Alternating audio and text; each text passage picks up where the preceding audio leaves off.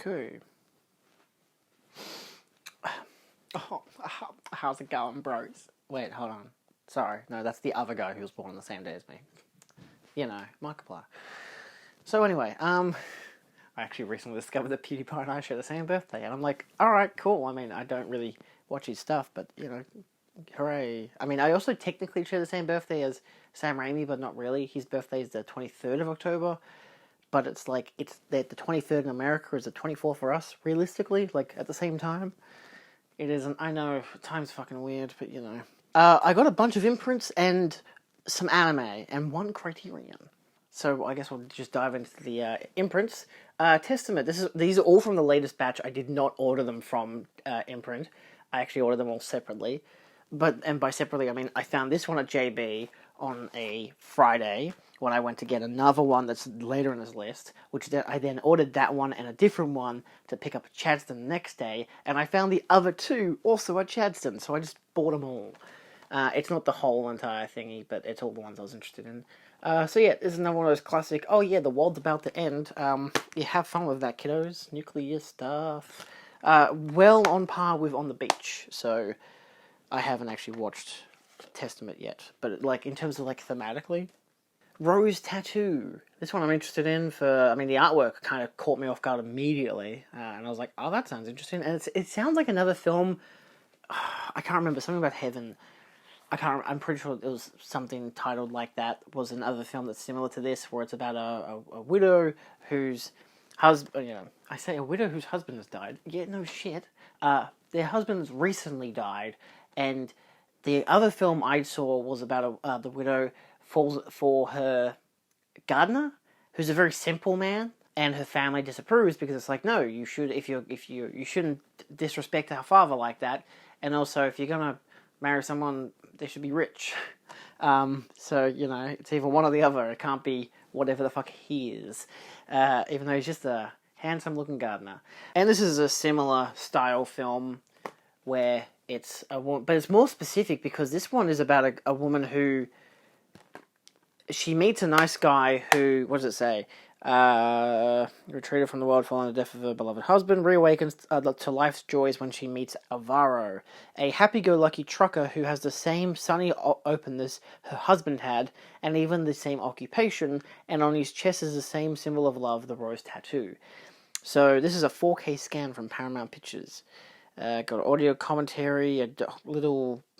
I can't say it's a documentary, it seems like maybe a featurette to prepare for Discovery, and Anna Magnani Rhapsody, might not even, I don't know what that is, probably a featurette, but yeah, so, I mean, the image is really interesting, so I don't know what that's all about, but I guess I'll find out soon. Testament, on the other hand, is just a HD presentation by Paramount Pictures, but it does come with 2 audio commentaries and 3 featurettes, so that's pretty good, I think most of these are Paramount Pictures.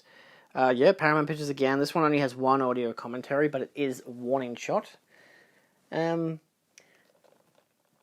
one where it's like, the name, the artwork got me off, caught my attention immediately. I think I'd seen these ones online on JB, because I looked up, what imprint titles are now out kind of deal. And it had this one. I was like, okay, sure. I'll give that a purchase. It annoys me because these are all $30, but the next one I found, which was the one I had to order separately, because these Rose Tattoo and Warning Shot I found at Chadstone, and Testament I had found earlier.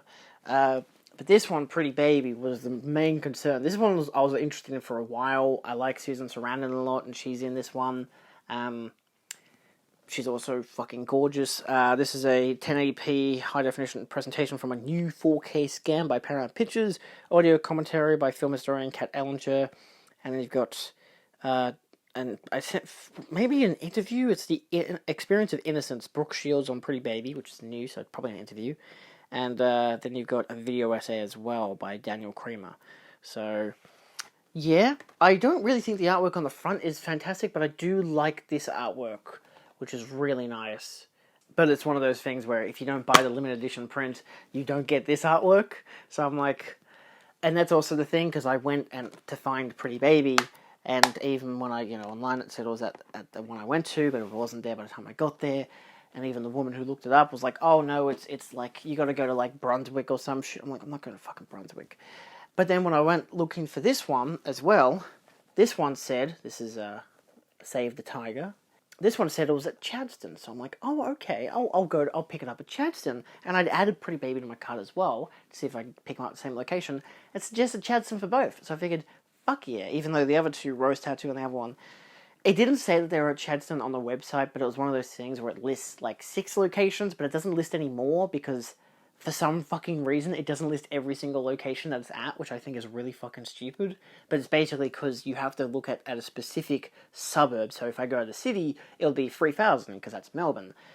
And so then it would show all within like a 60, like within a 5 within the closest radius to that. But if I looked at my home address, Chadstone isn't in that bracket, so I have to look up Chadstone separately, same as like High Point and stuff like that. I'd have to look at those all separately. This one has some nice artwork as well. Another Paramount Pictures one, audio commentary, video essay, a interview of the film director, another interview, and a vintage interview of Jack Lemmon. So there's a lot of, this one has a lot of stuff on it, which is really nice, because a lot of the ones that were delayed from last month's, which I got one of those recently too. Storm Center was one that I got recently as well from like the last batch, and that was delayed by a month because they had like all these special features that they were going to put on it, but then they had to cancel all of that, and I don't know, because the rights holders were like, nah, we don't want them to be on Imprint or whatever the fuck, I don't know. But I even know that Pretty Baby, it has 2 releases, which is the Imprint one in Australia and Imprint in America, which is interesting, like when you look it up on Bluray.com. So that's a good selection of Imprint titles right there. I'm really interested to watch all of these films, which, again, my annoyance of Imprint, it's $30 each, but then because of Pretty Baby, the fact that I couldn't get it immediately at JB when I went there, I was like, oh fuck, I went to 2 different stores in the city and it wasn't there. In fact, none of these were there. And it was like, oh shit, alright, I gotta find them elsewhere. And so because it said it was at Chadstone, I'm like, I'm picking them up for $30. I don't like having to spend the full price, but saving $6, do I really need to? I know that can build up to a lot, because a lot of $6 could be great, but it's like, will these be around by the next sale, which I don't think there will be one till the end of the month, and it's the start of the month, and the last one was like at the end of the previous month, so, because I'm assuming Black Friday sales will happen, which is annoying. So, yeah, but I'm getting back into filming now as well. I filmed 2 games on the weekend, haven't filmed for like 2 months, which is fine, but I'm getting back into it now, so I'm going to really save the fuck up, try to buy that new TV, so I can finally watch Dolby Vision stuff. But I keep buying stuff, so I've got Amazon orders up the wazoo, all this kind of shit coming in. But then I had more shit come in as well, because, you know, these came in today, those that I'd bought over the weekend. Yeah, so I saw Terrifier 2 over the weekend. I was going to see Barbarian, but then my boss called me and said, hey, could you work a 10 o'clock shift the next morning? And I had to go to fucking Thomastown. It was like 2 hours away. I'm like, ugh, alright, I'll do it. For a fucking 40-minute game. Oh my god. That was 5 hours of my day just spent for a 40-minute game. So I didn't get to see Barbarian, but I did see Terrifier 2 in cinema. My friend works at Hoyt's, so we got $2 tickets, which is fucking sweet. As much as it's a film I'd love to support more, because it's a, you know, crowdsourced and everything, it's getting a lot of money at the fucking box office anyway, like a lot more than it was to make kind of deal. Because I saw some fucking idiot talking about like how, oh, it underperformed at the box office because it hasn't earned like $5 to $15 million. It's like, what do you mean? It earned like almost $1 million within like its first like 2 weeks, and it was on like a few $100,000 budget. I don't even think it was that expensive. But I'd seen Terrifier because I had the Blu-ray. It's actually over here. So I did see my Terrifier Blu-ray and I guess a brief review. I watched these two. Well, not these two. I watched All Hallows Eve. It was okay. I wouldn't really suggest it, but in a 2-pack feature of this, maybe with Mischief Night, not bad.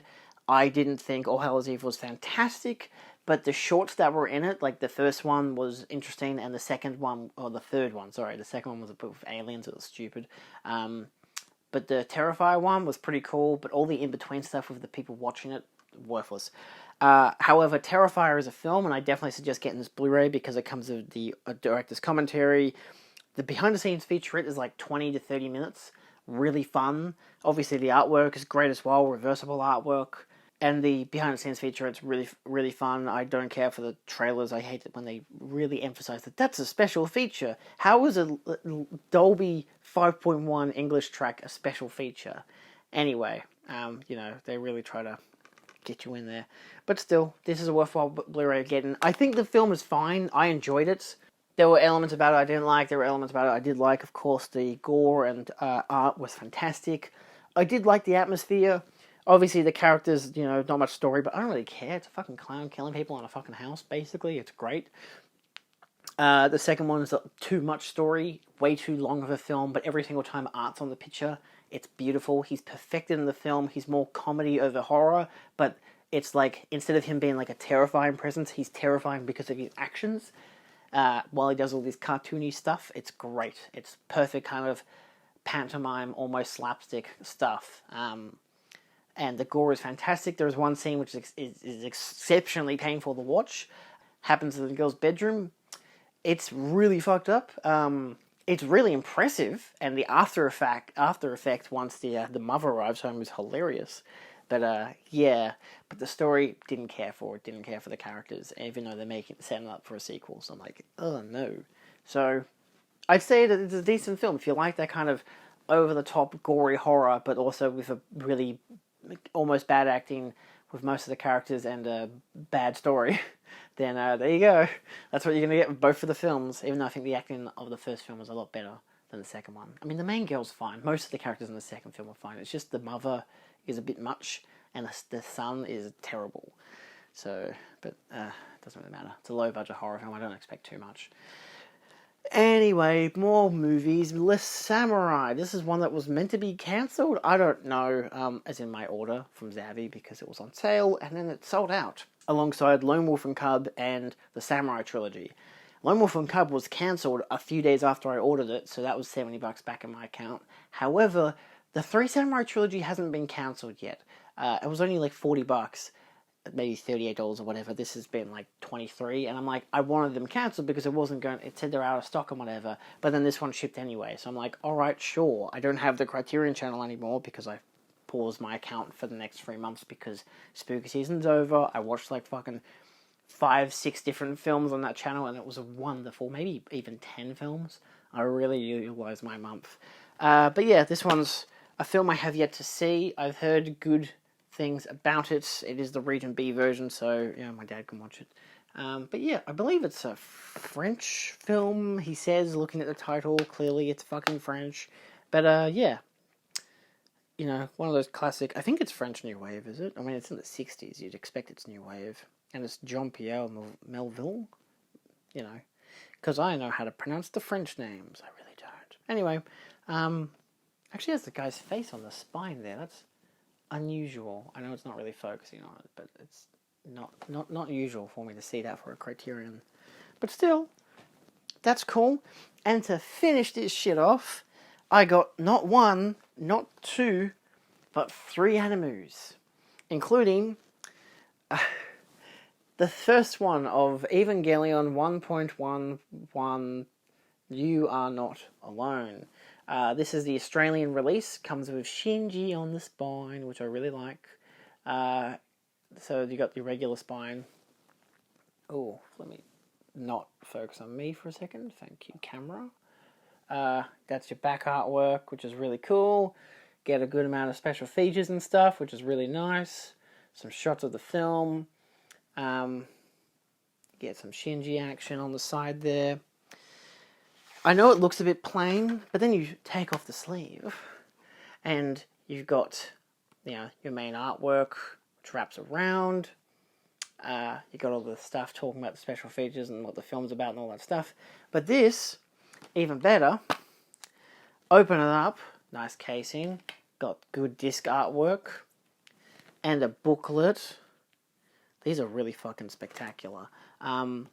It does have reversible artwork, so it's basically the same cover, but without the PG logo, and it has the Eva on the back, which you can kind of see there, yeah. I don't really know if I'm going to change it because it's already going to be in a sleeve, and it's like, I'll just be covering up this detail, even though I would much prefer to not see that, but at the same time, I don't really know if there's anything on the image that I'm missing, realistically. I'm going to look at it. No, I'm not. So I don't really need to. But it does come with a booklet, which is frackin' cool, which comes with the same artwork. That's the same artwork from the inside. And I think on the disc as well. Got more. I got more. You got more artwork. I think it's one of these that are on the disc. Which one was it? That was the purple one. Right. So that's on the inside artwork. Yeah, and this talks about, you got storyboards, you get all this detail. It's like a miniature book, just a miniature booklet talking about the making of the film, and all this extra stuff, keywords and stuff. Well, actually, there's keywords. Human Instrumentality Project, SEAL, with a double ELE. Second Impact, Neo Tokyo 3, AT Field, Entry Plug, Geofront. Oh my god, it talks about all this stuff. Plus, you've got the promotional video as well. Wow. This is great. This stuff is very out of print. I didn't know it existed until a few months ago. I had seen someone selling these without the sleeves. And I was tempted. It was $100. I'm like, I'm tempted. That would be interesting. But I was waiting for, 3.0 plus 1.0, which is now 1.01, I think. Anyway, you got number 2.22, You Cannot Advance, which is probably the best of the films. I really love the fourth one. This one's great because it has Marco.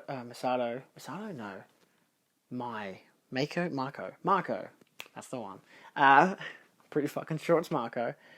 It doesn't tell me, of course. Mari. It's fucking Mari. I'm close. Jesus, so many. I'm not great with fucking anime names. You get Mari on the side. The only problem, despite it being like an obvious part of a set, so you got Shinji on one, Mari on the second. The problem is that it has this part where you can see the case. So I'm like, it's not really worth displaying unless I like spin it around. But even then, I'd be like, but yeah. So you get your sleeve. Orange is an interesting color choice, I think, for it. Yeah, that doesn't really work. Anyway, so that's the only disappointing part about that. But then you've got, fucking Asuka's Eva on the front, which is great. You get Asuka on the back. You get the special features, a lot of extras, which is really good. It does have these have Dolby True HD, English 6.1 and Japanese 6.1 plus English subtitles. I believe both of them have that. I'll double check the first one just in case you're curious. Yeah, it's the same on both, which is fine. Obviously, I'm going to listen to the Japanese tracks, but maybe I'd listen to the American. I don't know. I didn't want to listen to the American ones for when I watched the show originally. So I'm like, yeah, I tried going back and forth, and I'm like, I just prefer how they sound in Japanese. Open it up. The disc art is all orange, which is fine. It's a theme, I guess. However, I mean, there's a booklet in it as well. The reversible artwork is a full-length poster with, all your characters, which is really nice. Even though this actually calls it 2.0, not 2.22. I'd imagine it was artwork promoting the film's initial release before they changed the name to 2.22. Again, that's why I think when I saw an IMAX the 3.0 plus 1.0, it was just called that and not 3.11 or 101, whatever they've retitled it now, which is meant to be for the Blu-ray release, which apparently has slightly updated effects or whatever, which is interesting given it's a 2020 film or whatever. So, but yeah, I'd obviously had seen all of these on Amazon Prime and I figured I wanted to buy them. No artwork on the back, but this is the booklet. I think it's basically the same style of booklet. You get some screenshots from the film, you get all the stuff talking about the characters and all this stuff. Yeah, pilots, nerve members, you get a whole layout of Asuka, which is great. Evangelions, angels, keywords, temporary visuals, so, some stuff. Oh, it's showing you from storyboard, brush print, kinematics, layout footage, the boards, the dummy photography, the final print, digital works. It's showing the different elements of the 3D stuff, the CG stuff, and the 2D stuff. Yeah, it's cataloguing a lot of it, and then you got your character posters, which is great. It's only got the 2, but they're like the new ones for this movie because Mari wasn't in she wasn't in the first one. It was basically a Rey and Shinji movie. Obviously, it was a Masato and all that, but like if I'm talking about the pilots, she came in the second one for like 2 scenes. I think she like drops out of the sky, kills an angel, and then calls Shinji cute and fucks off.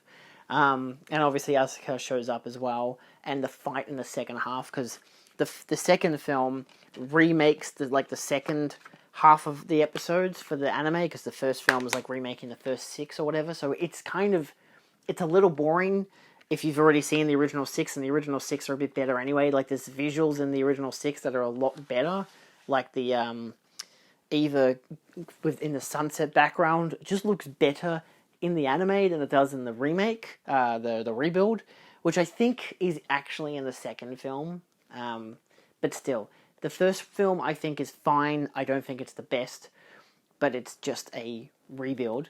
The second one I think is fantastic because like it does. The first half is like the rebuild of those episodes, and then the second half is like, oh, you know how this other character was a pilot? Yeah, fuck that shit. We're gonna make it Asuka instead, and it's gonna be fucking insane, and it is so fucking cool, and I love it.